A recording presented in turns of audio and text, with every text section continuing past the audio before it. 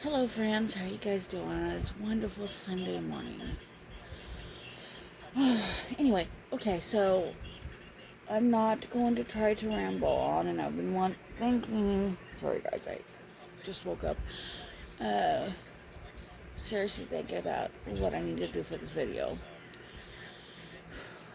Okay, I don't talk about my mental illness enough, but I have bipolar. I have several diagnoses. Uh, Bipolar, OCD, ODD, PTSD. Sorry, guys.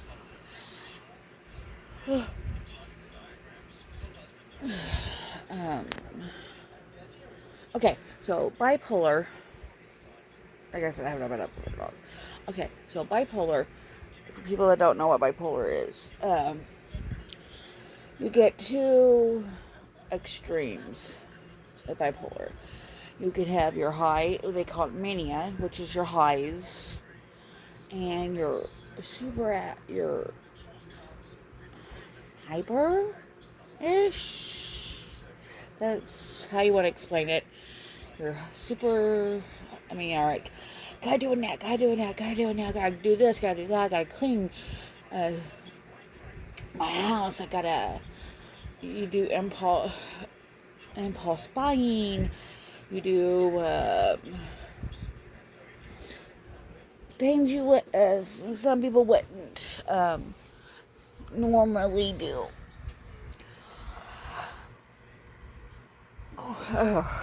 um, like some people will with bipolar, and it's different for each person. And you will like deep clean, almost like OCD, or you will impulse buy, or you will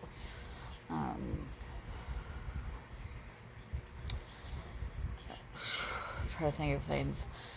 You will do let's see, impulse buy can overeat. No, that's emotional eating, which I do that too. Party too much, or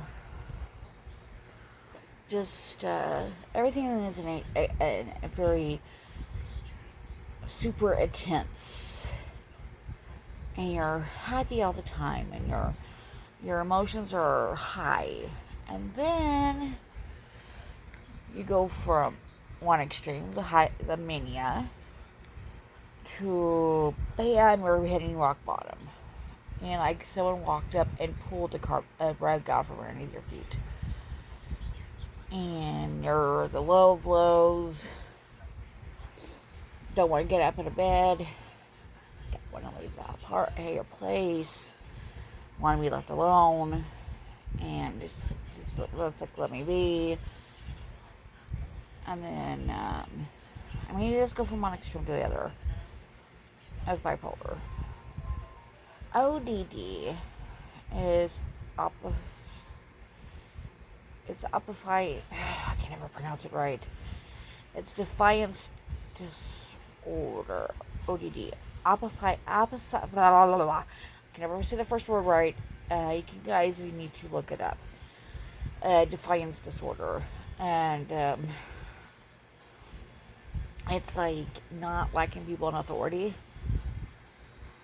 And it's different for each person that has ODD. Like, my brother had it when he was alive. And he liked no one in authority. No, I mean, it didn't matter if it was a guy or girl. Didn't like the person in authority. And most of the issue, it was like aimed towards our mother.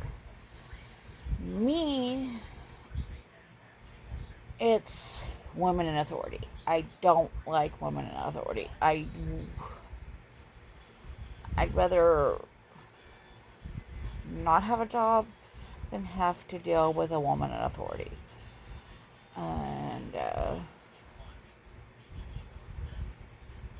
my niece has it, and with her, it's iffy. I think it just depends on the person with her, but she's a lot like me. It's mostly like women in authority, but she will like defy a man if she does not feel comfortable with the person. It's mostly women with cis. And then OCD, everybody knows what OCD is. It's the impulsive cleaning, deep cleaning, over cleaning, washing your hands like 30, 40 times a day. And I know I learned this trait. One particular trait of my OCD is like when I leave the apartment, I like double and triple. I shouldn't say triple. I check the door. When I lock my door to leave for the day, I check it like 2 or 3 times, to make sure it's locked. And which I shouldn't have to worry about it because I have a deadlock, but I still check it. And that, unfortunately, was a learned trait because I would watch my grandpa do it, and his siblings and cousins all do it. I can't remember if my great grandpa did it or my great grandmother. I think one of the two of his parents did that too, but that was a learned trait. I think a lot of it with me, my OCD, why I have it, is because living in my mother's home growing up, she was not a very tidy person, and my brother wasn't either. So I'm like,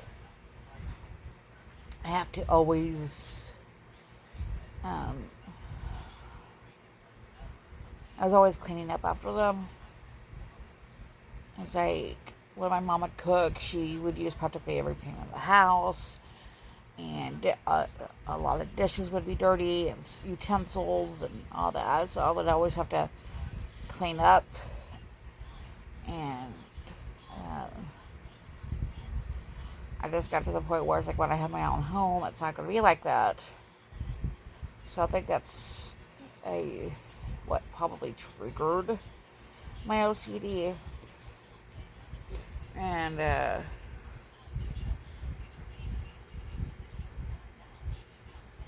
anyway, there's that one. Sorry guys, my lips are dry. And my PTSD. And what happened was, I mean, it's different for each person when they have PTSD. And a lot of people think people that have PTSD are usually soldiers, and that's true for the most part. But there's people that have it that were not in the military, and I am one of those people.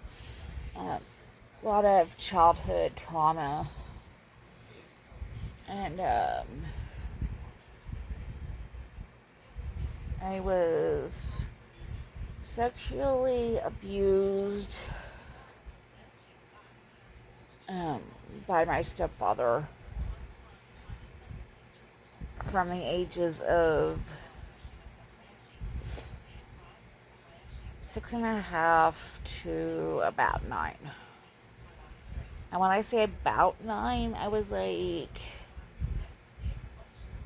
between 8.5 to 9 years old, and that was around the time I finally told. And I will tell you this is probably a very unusual way for me to be telling on how I told, but I was at my grandmother's, and she had I'm gonna have to, guys, that's not very good flattering I mean, I don't have double chins, but I mean, we look like I had more than just double chins. Okay, but anyway, okay, back to what I was saying. Okay, so I was at my grandmother's house, and she was watching a talk show, and it was Gerardo Rivera.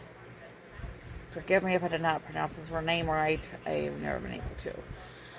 And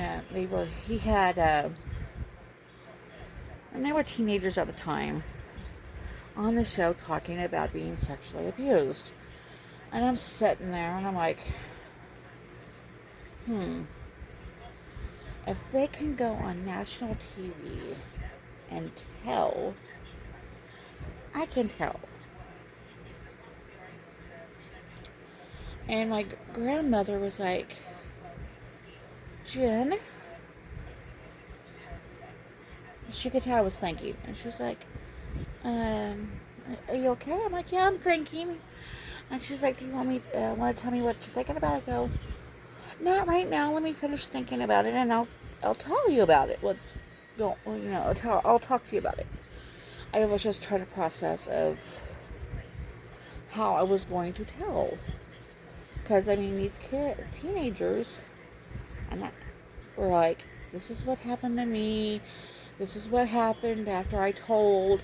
This is what happened with court. This is what's going. This person did X amount of time in prison. And, I mean, they just told their story. I'm like, if these kids can do this, I can do it. And my stepfather, who happened to have been my brother's biological father, and he told me if I was to have told anybody, he was going to kill me and my brother. And that's why it took me a minute to tell, because I was like, he's going to kill my brother. I have to protect my brother. But then I finally told. And I told my grandparent, told, how I started it was, I told my cousin first. And there's 2 years between me and my cousin Lindy. I'm 2 years older. Sorry guys, I'm going to blow my nose in a minute. But I told Lindy, and then Lindy told my aunt, my mom's sister, and then Aunt Elena came over to my grandparents, and she told my grandmother, and Granny and Aunt Elena talked to me, and I'm like, yeah, it happened. And then Aunt Elena got mad, and I've only seen both my grandmother and my aunt mad maybe 3 or 4 times a piece. They don't get mad very often. And when they get mad all over. And she got mad. I mean, super mad. And she wasn't mad at me. She was just mad because she felt like she didn't do a very good job protecting me and protecting my brother. And so she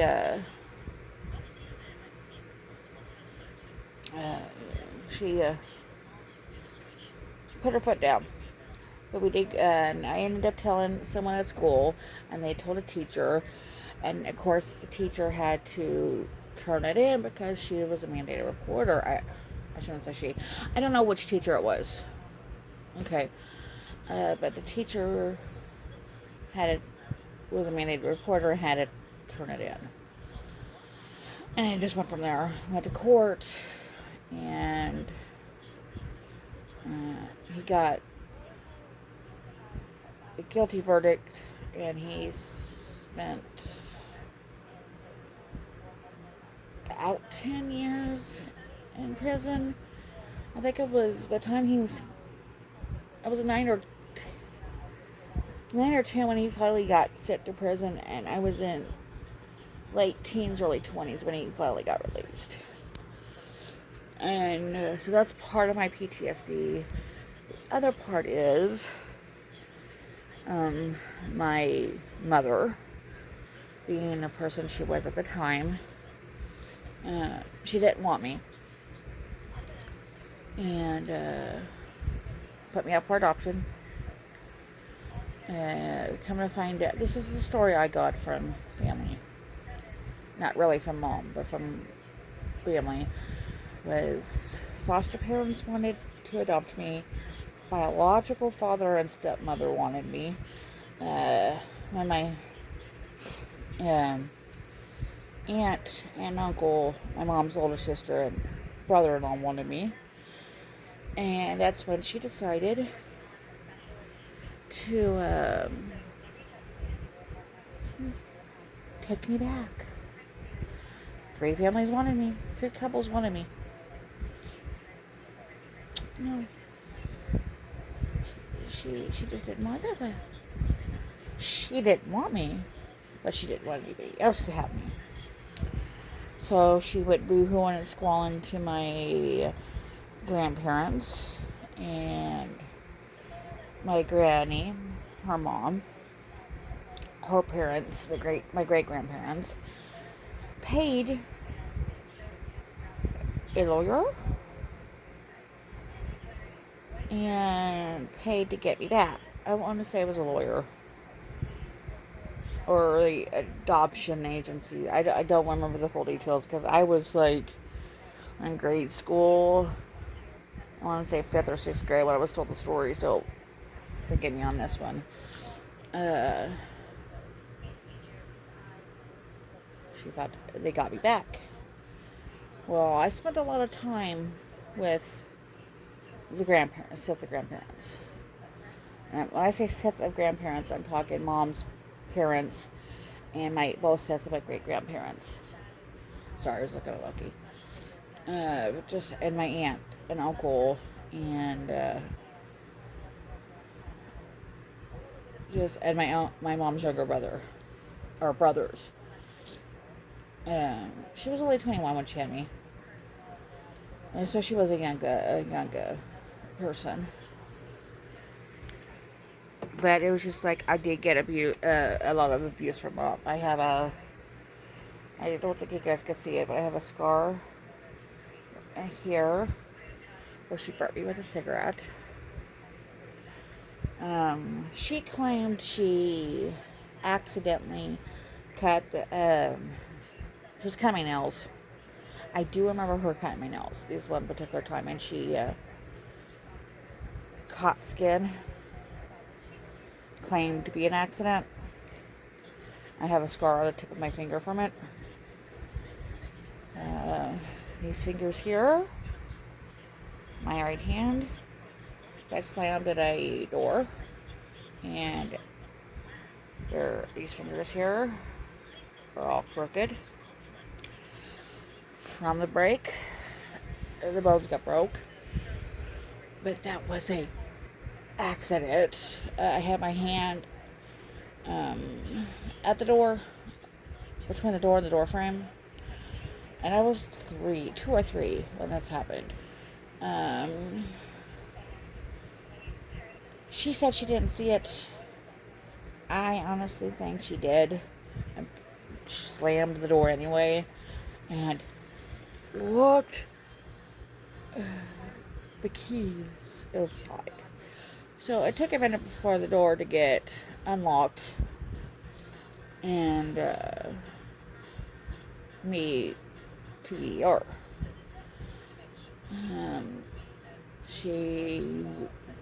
Once we left the ER, she took the little finger splints off my fingers. And I'm not saying this to get pity. I just want you guys to be honest. I was 3, 2, between the ages of 2 and 4. Apparently I went to fall off the porch. My shoulders got dislocated. Because apparently she went to grab me by the arms. There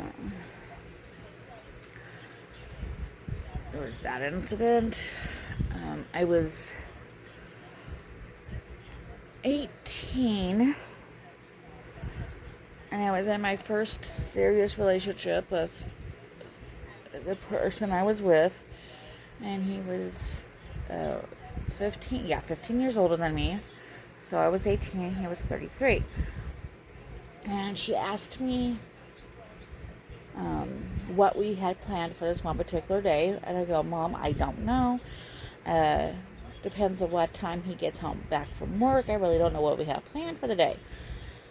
Or for the evening. Well, apparently she didn't like that answer. Because, she kept hound dogging me about what we were doing. And I'm like, I honestly don't know. And she picked up a cast iron skillet, not a cast iron skillet, but a cast iron saucepan, and threw it at me. And I had a bruise the size of a saucepan on my upper leg. It took almost a full 2 months for that bruise to finally go away. And she showed the saucepan to Tom. And she was just so, look what I did to your girlfriend. Because she would not tell me what you two were doing. And he's like, she's 18, I'm 33, we're both adults. She doesn't have to tell you what we're doing. And she got mad. She tried everything in her power to get between the two of us. And I'm like, it was just, it was things like that. That was just to me.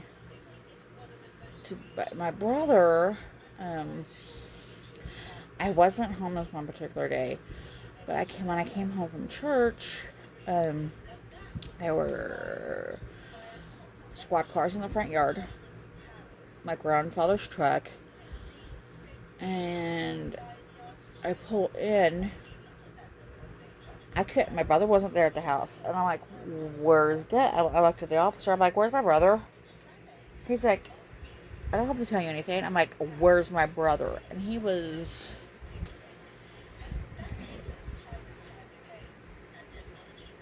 15, 16.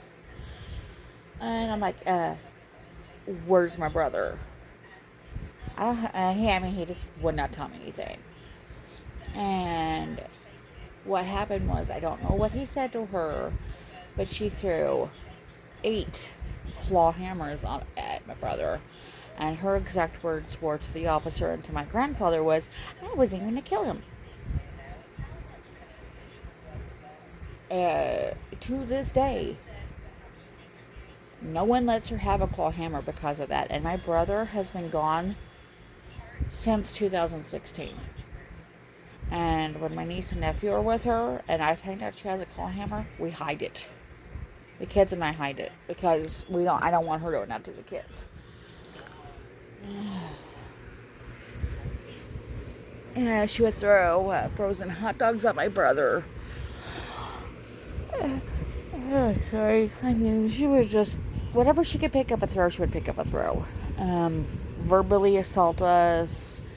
There was times she told me she didn't love me anymore. I wish I wasn't born.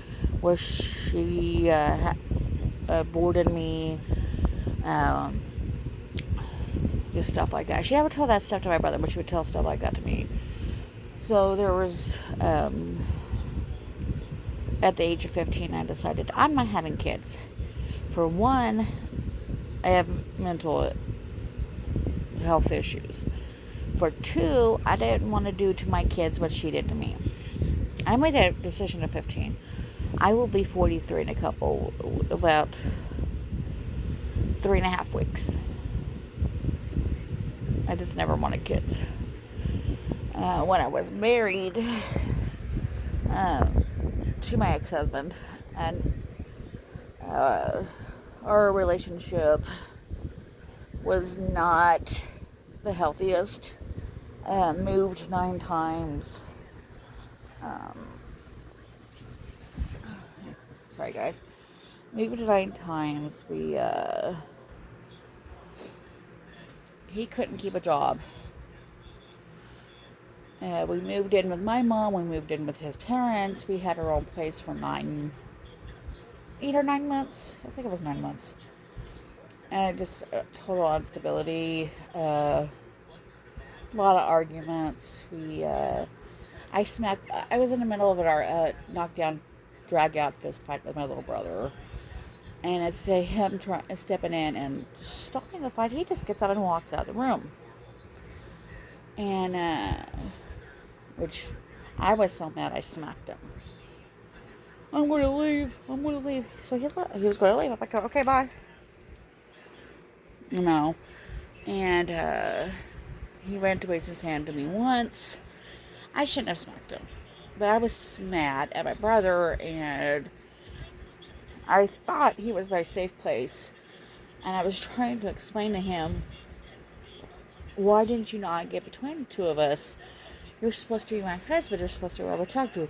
It wasn't my place. He told that to his parents. And his dad's like, she is your wife. You're supposed to protect her. And he's like, it doesn't matter if it was her brother or some random person off the street. You were supposed to protect her. He never did. He left twice. He left me twice. And after the second time, I was like, I'm done. He divorced me. He actually cheated on me. I was his third wife. He's now on wife number 5. But that's another story. But it was a very unhealthy relationship. Okay. But guys, I just wanted to explain a lot about my mental health issues. And I want you guys to know that you guys can get help. Please get help. There's people out there that can help you, will listen to you, and who will help you with what's going on. There's places like NAMI, which is National Awareness of Mental. I can't remember what the I stands for. Sorry about that. But NAMI has groups that can help people with mental illnesses. And Burl, I think, I know we have places, Burl here in Springfield, Missouri. I don't know if Burl is nationwide or not. But you can always get help. NAMI has free groups. They're free. Burl, you have to have insurance. You don't have to have insurance. I mean, you can pay out of pocket, but health insurance will help with like seeing a psychologist, seeing a counselor, and stuff like that. And but get the help. Right. If you don't, write it out in a journal. Do a YouTube channel if you need to, and talk. You might not, I don't have a lot of subscribers, and that's okay. I only have like 22, 23, something like that. But you guys, do a channel if you need to talk. There's people out there that will watch your channel and watch your videos. They're listening, and they will hopefully, because there are trolls out there, leave a nice comment going, hey, thank you for posting, and we appreciate you, and we're glad you're talking about stuff. Just, it's okay. Get the help.